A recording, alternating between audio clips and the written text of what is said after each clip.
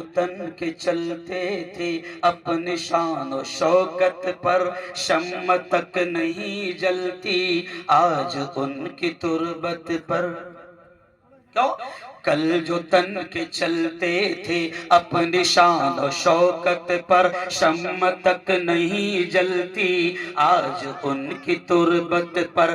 اب نہ وہ ہلاکو ہے اور نہ اس کے ساتھی ہے، جنگ جو وہ کورس ہے اور نہ اس کے ہاتھی ہے۔ کر گناہوں سے توبہ آخرت سنبھل جائے، آخرت سنبھل جائے، دم کا کیا بھروسہ ہے جان کب نکل جائے، جان کب نکل جائے۔ مٹھی باندھ کے آنے والے ہاتھ پسارے جائے گا، دھن دولت جاگیر سے تو نے کیا پایا کیا پائے گا۔ اللہ کے گھر کے لیے وقف کیا، جگہ تھوڑی سی ہے، اور پھر ہم نے ایک پلان بنایا۔ یہ قاری صاحب کے سامنے رکھ رہا ہوں کہ ہم نے ایک پلان بنایا۔ مولانا عمران صاحب نے، مفتی مسعود صاحب نے مجھے بتایا کہ ہم نے ایک پلان بنایا کہ وہ جگہ جو وقف کی گئی وہ تھوڑی کم ہے، جی کم ہے، اور ہم مزید لینا چاہتے ہیں، اور مزید لینا چاہتے ہیں، تاکہ جب وہ 2800 2500 3000 کے قریب اگر وہ جگہ ہو جاتی ہے تو انشاءاللہ شاندار انداز میں اللہ کا گھر مسجد جلال کے نام سے تعمیر ہوگا۔ کہو انشاءاللہ۔ انشاءاللہ۔ اور ابھی میں نے تم کو سمجھایا، قاری صاحب کے سامنے پھر وہ بات ایک بار اور بول دیتا ہوں، ذرا قاری صاحب کو بھی مزہ آ جائے گا خاندیشی میں، سمجھ رہے آپ؟ تو سنو، قاری صاحب میں نے ان سے سمجھایا کہ جو دنیا میں بنگلے بناتے ہو کروڑوں روپے خرچ کر کے، بیٹھ عبدالحمید اچھا کرے اس کو ساتھ میں لائے تم نے، عبدالرازق بھی آئے، تو سنیں کہ میں نے صاف طور سے قاری صاحب ان کو سمجھایا کہ آپ کو، میں آپ سے پھر پوچھتا ہوں، میں آپ سے پوچھتا ہوں کہ جامنیر میں محل بنگلہ چاہیے یا جنت میں چاہیے؟ ارے زور سے بول رہے ہیں، کہاں چاہیے؟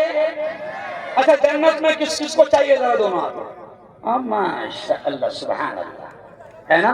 اچھا جامنیر پہ بنگلہ بنائیں گا تو کتنے پہ بنائیں گا؟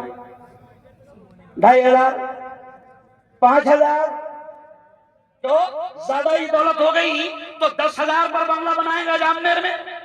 لیکن سنو، آپ کے اور میرے پیارے نبی نے فرمایا ہے کہ اللہ جو مومن کو جنت دے گا، اور کون سا مومن؟ جو بالکل ادنا مومن ہے، آخری لیول پر جس کے پاس میں اعمال ہے، آپ کے اور میرے لاڈلے نبی نے فرمایا کہ اللہ اس مومن کو جو جنت دے گا وہ دنیا سے 10 گنا بڑی جنت اللہ ایک ادنا مومن کو دے گا۔ بے شک بے شک، جامنیر سے بڑی نہیں، دنیا سے بڑی کہ اللہ جنت دے گا۔ اب پیارے نبی کی بات سمجھاتے ہوئے میں نے آپ سے کہا کہ دیکھو جن لوگوں نے دنیا میں محلات تعمیر کروائے، دیکھو لال قلعے کے بنانے والے چلے گئے، تاج محل کے بنانے والے چلے گئے، یہ اورنگ آباد میں بی بی کا مقبرہ، یہ دوسرا سیکنڈ تاج محل بنانے والے چلے گئے، گول گنبد کے بنانے والے چلے گئے، اور یہ جتنی ساری عمارتیں بڑی محنتوں سے 23 سال میں 25 سال میں 30 سال میں انہوں نے تعمیر کیا تھا، آج آپ ان کا حال دیکھ رہے ہو کہ آج ان کی عمارتوں سے جو پیسہ آ رہا ہے وہ چور کھا رہے ہیں، ان کو نہیں مل رہا، اس کا ثواب ان کو نہیں مل رہا، اور جتنے بڑے بڑے آئے سب چلے گئے۔ آپ نے بول دینا صرف گیا، کیا بول دینا؟ اپنا خاندیشی اسٹائل قاری صاحب کو بتائیں گے، کیا بول دینا؟ گیا، ہے نا؟ بڑے بڑے آئے گئے، نمرود آیا، زور سے نمرود آیا گیا، قارون آیا گیا، حامان آیا گیا، شداد آیا گیا، فرعون آیا گیا، یہ بھی آیا، بولو انشاءاللہ، ارے بولو نا انشاءاللہ، سب چلے گئے۔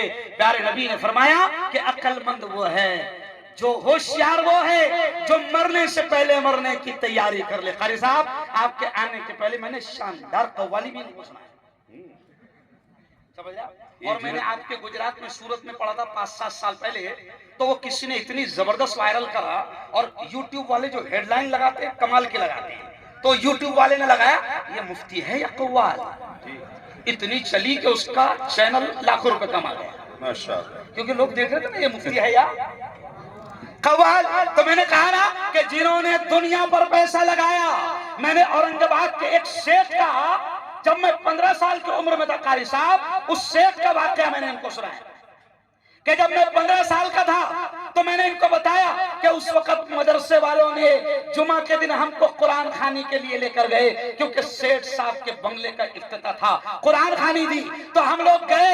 میں نے ان کو بتایا کہ جمعہ کے دن ہم گئے، میں 15 سال کا تھا، ہمارے استاد نے کہا، مرحوم مولانا ریاض الدین فاروق ندوی نے کہا کہ پیارے بچوں، یہ جو شاندار بنگلہ ہے یہ فلا فلا سیٹھ صاحب کا ہے، میں جان بوجھ کر نام نہیں لے رہا ہوں، اور ہم کو کہا گیا دعا کرو کل سیٹھ صاحب، سنیچر کو سیٹھ صاحب جو ہے وہ اس بنگلے میں شفٹ ہونے والے ہیں، ان کا پیپر ہے قاری صاحب، بڑا ہندوستان کا مشہور پیپر ہے۔ اب ہم کو جمعہ کے دن کہا گیا کہ سنیچر کو سیٹھ صاحب یہاں شفٹ ہونے والے ہیں، اور قاری صاحب تعجب کی بات ہے کہ سنیچر کو ان کے ہی اخبار میں سرخیاں آئی، ان کے ہی اخبار میں کہ جمعہ کو سیٹھ صاحب بنگلے میں نہیں اورنگ آباد کے قبرستان میں شفٹ ہو۔ او میرے یارو، جنہوں نے دنیا پر اپنا پورا مال لگایا، یہ محلات سب چلے گئے، تو میں نے آپ کو سنایا، کل جو تن کے چلتے تھے اپنے شان و شوکت پر، شمع تک نہیں جلتی آج ان کی تربت پر۔ کیوں؟